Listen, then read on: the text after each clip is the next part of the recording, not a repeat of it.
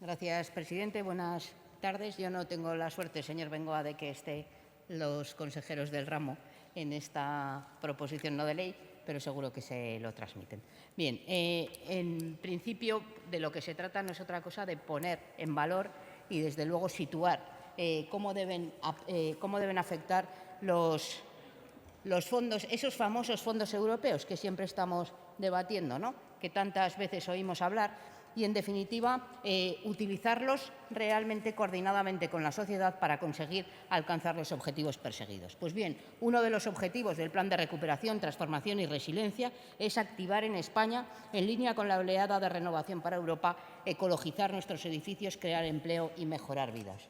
Pero es que es una realidad que tenemos un parque de viviendas claramente anticuado y que generan importantes déficits en energía. Por tanto, tiene que ser nuestro objetivo utilizar esos fondos para recuperar esas tasas de rehabilitación energética que permitan adelantar el cumplimiento de los objetivos del Plan Nacional Integrado de Energía y Clima, y hacerlo también en coordinación y cumpliendo los objetivos que el propio Real Decreto 853/2021 de 5 de octubre, por el que se regulan los programas de ayuda en esa materia, estableciendo y priorizando los programas que allí se detallan, y que no son otras que el programa de ayudas a las actuaciones de rehabilitación a nivel de barrio, programa de apoyo a las oficinas de rehabilitación, programas de ayuda a las actuaciones de rehabilitación a nivel de edificio, el programa de ayuda a las actuaciones de mejora de la eficiencia energética en viviendas, programa de ayuda a la elaboración del libro del edificio existente para la rehabilitación y la redacción de proyectos de rehabilitación,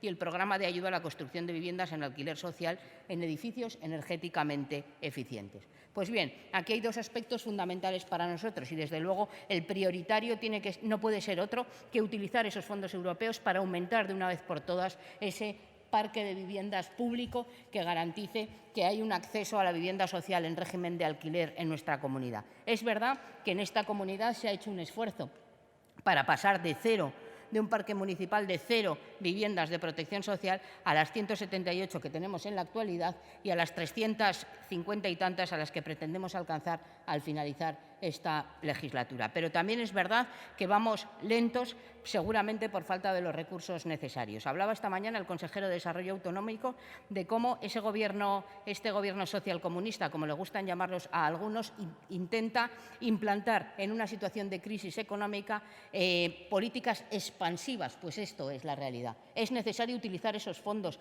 europeos para inyectarlos en la economía y que, por un lado, que nuestra economía lance, pero sobre todo teniendo en cuenta qué necesidades queremos intentar cubrir. Por eso planteamos como prioridad fundamental ampliar ese parque público de vivienda en alquiler social utilizando estos fondos. Pero, además, también es necesario que esos fondos se gasten. Y todos sabemos qué pasa en ocasiones con los fondos europeos que llegan, que lamentablemente, en muchas ocasiones, las dificultades técnicas de justificación y burocráticas hacen que no se utilicen en su totalidad. Por eso entendemos que también, junto a eso, deben abordarse la creación de oficinas de vivienda que gestionen y asesoren a los ciudadanos, porque de la explicación que yo hacía de los fondos y a dónde van enfocados, es verdad que gran parte de ellos van directamente a los ciudadanos, porque por primera vez también se van a abordar ayudas para la adecuación energética de las viviendas a título individual. Por tanto, los ciudadanos y las ciudadanas tendrán que acudir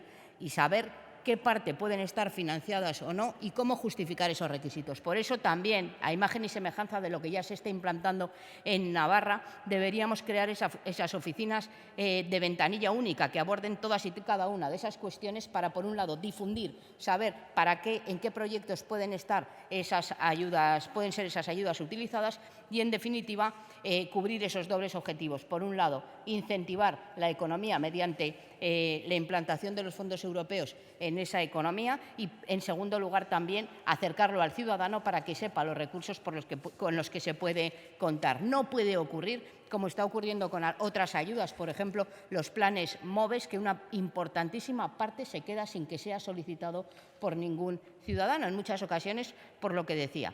Abordaremos esta tarde la problemática que para una parte importantísima de la población tiene el acceso a las entidades bancarias, el acceso a su propio dinero y las dificultades que se están generando. No podemos seguir con una tendencia que va a hacer que esos mismos problemas se generen en la administración pública. Es necesario acercar la administración al ciudadano y hacerlo también, desde luego, con la contratación de profesionales suficientes. Decía, son muchos los millones que podremos utilizar, son muchos los millones que llegarán en breve a nuestra comunidad y por eso es necesario estar preparados, diseñar una estructura que recoja, que asesore, que acompañe en la elaboración de esos proyectos y que, en definitiva, garantice que podemos utilizar la mayor parte de los fondos europeos que tanto necesita nuestra economía. Y reitero, que lo haga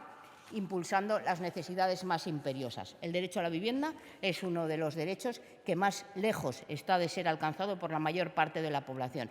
Los salarios que tenemos, a pesar del esfuerzo que se está haciendo para incrementar el salario mínimo interprofesional y que se hará en breve en la negociación de los convenios colectivos gracias a la nueva reforma laboral, no permite, en la mayoría de las ocasiones, financiar una vivienda digna. Por eso es el momento.